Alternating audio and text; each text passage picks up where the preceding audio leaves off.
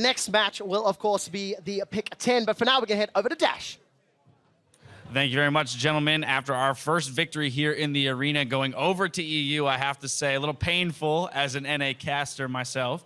But we're here standing by with amazing after that victory. I want to come to you first because when I spoke to Huni, he said you guys didn't do any practice and you're going to rely on individual skill. It ended up working out. If anything, what does that say about Team Fire and the fact that they have been practicing for this event?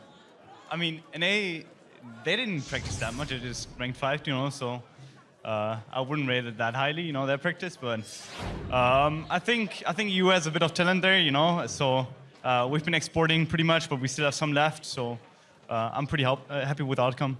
You're being too nice to Team Fire right now. Now, a lot of players, though, did look at this tournament, and certain ones were saying, well, it's going to be a very fun event. I'm going to try and pick out their champions. Others were saying, I don't care if it's All-Stars. I want to win. On which side of the fence are you? Because we saw a fair number of, you know, top-tier champions being picked up there in Picks and Bans. Yeah, we'll obviously try harding, you know. Nah, it was like, you go on stage, you're like, I kind of want to troll. Kind of want to troll a bit, and then you see the other players, you stare them down, you're on the other side, and then you see it in their eyes, their competitive nature, and you just want to beat them. What's that like? Because you guys, I mean, we've done in the round a couple times now, but here in this arena, extraordinarily close with each other. Are you sharing looks in the middle of the game and using some like intimidation tactics? Obviously, I told Darius before the game that I was going to gank him, and I'm actually going to stare him down while ganking him.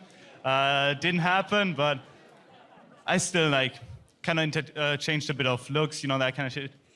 Yeah, definitely got to be intimidating. Well, a great start there by Team Ice. Thank you, amazing, for the interview.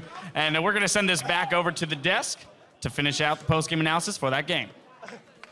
Thank you so much. I mean, it's All-Star. Amazing. It's all good. We also tried to interview Huni after as well, but he just sat in his chair and he was like, I made a horrible, horrible mistake after playing against that NA team. That's what happened. I mean, the best performing members in this game were playing in the North American LCS. Not yet. You know, I mean, I'm happy, you know, regardless of the result. NA may have not won, but we actually did win.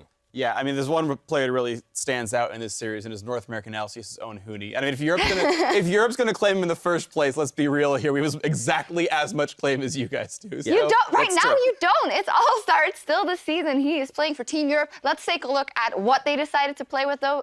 Let's take a look at the team comps. Beforehand, Fisho was very adamant. It's actually the replay. Yeah, well, we're let's actually talk going about that straight instead. into the Cloud Fiesta here in mid lane. Aframo did not want to lane with double lift, so that why he was constantly roaming, and it worked at the start. Some really good engage here, but Frogger managed to just buy enough time, and then eventually people joined in. Amazing. I actually like some of these plays here, dodges a couple things, but then the greed happens. Casino will come in with like a blind hook later on. Very long play overall, but I kind of like the chaos, the accelerated gameplay. Chaos style. Chaos style. Monty sadly isn't here, so he can't really appreciate the genius of this, although Casino should have played later. Yeah, and this is where Huni, I thought he was batting for NA here. I was like, yeah, Huni, just jump back in there. Go, get him. And, oh. Yeah, unlucky. Never lucky. Yeah. Unlucky. One thing I'm actually realizing now as we get into this game is, like, I feel like Meteos on this champion should be in every single fight, because when ice meets fire, all you get is a bunch of water. So, you know, Zach going to be kind of global, I think, in this tournament. Or Steam, depending, you know, Yeah, how far depending how much fire comes in.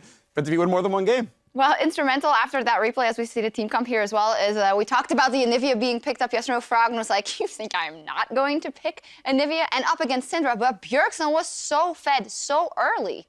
Yeah, Syndra does fall off, though. She suffers from problems where people get a little bit tankier, and then she has that mid-range, and then her wave clear is a little questionable. But at the same time, I honestly think that this Anivia is so hard to deal with. The wave clear, and when they were like going for the pushes on the other side, where it looked like it was going to be a base race, right? Yep. The Anivia just shows up and is like, the wave's gone. Hilarious. But I love, actually, just in pure analysis, this matchup's very interesting.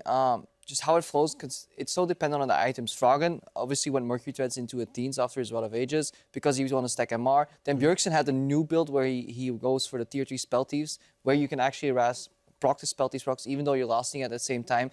Go for catch with Spooky Ghost. But then Bjergsen adapted to Froggen's build by rushing the Void Staff early. So it was actually like really smart from both players. Eventually, Froggen did outscale. Bjergsen couldn't find the picks. But overall, I liked NA's whatever team Ice. Fire.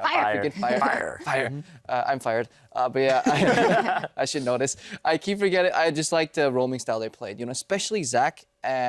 and Bard together, portals and jumping over walls, you can actually ward against that. I really like that what they're bringing to the table, but just, yeah, not crisp enough, and then eventually... Not crisp enough. Reflecting actually NA's performance at Worlds in week 1, that was the first 10 minutes of the game, and then week 2 we came in and we saw the comeback from EU. It's great because it scales based on the situation you're in, right? At Worlds, the first week is good, the second week is bad. We go over to IEM Center, the first day is good, the second day is bad. Now we get into a single game, we get 10 minutes, and the other 20 sucks. So, I mean, you know, I don't know if, like, our studio's going to blow up, like, partway through the split next time or something. Like, I don't know, but, like, NA really just, like, stamina issues all across the board. Well, let's take a look at the specific moment in which EU was able to fight back. Let's take a look at that replay where NA is on the tower, but EU realizes, hey, we still have a dang good comp. This play is just orchestrated beautifully by an NA LCS player. You're going to see Huni jump in here. He just flash, leaps in, 4 people. Absolutely incredible. Let's roll this clip because Huni, yeah, I'm excited for him next, but hold on. Who jumps in 4 people?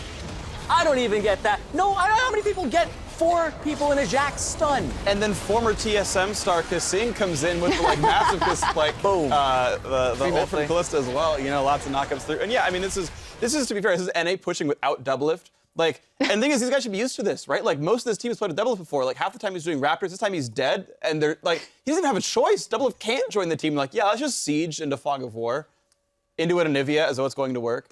We learned a lot. Although we also saw a lot that we already knew, but it does mean that with that victory, Team Ice, they're on the board. They have 100 tournament points. Team Ice is on the board. Yeah, but Suck you it, know, Team Fire. oh man, I mean, we're on the board. Just we're there. But you know what? We're down in points. We're used to this as NA. We're gonna do what we always do. We're gonna call some Koreans, and they're gonna bail us out. Calling a Korean. We still got this. Or reverse sweep in the end. Yeah, that's true. Well, on that note, we are only just getting warmed up here at All-Star 2015. I know, it's pretty warm already. But when we return, Korea and China will face off with the champions you've chosen in our Pick 10 game mode. Stay with us.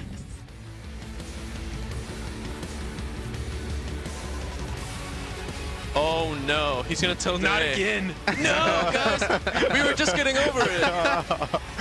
Oh god. 4 kills in less than a minute. But Huni takes a turret shot. Double left has got his double kill. And that's it. The rappel comes up, but what goes up must come down. He flashes away. Meteos has the mechanics. Counter-Strike is charging. That's a 4-man stun. Bjergsen's already down. Let's join him on end. No, Okay. response. It's bad. Huni finds the kill. It is a golden bird of Anivia by Froggen. Afromu is taken out. 100 points to the blue side and Team Ice.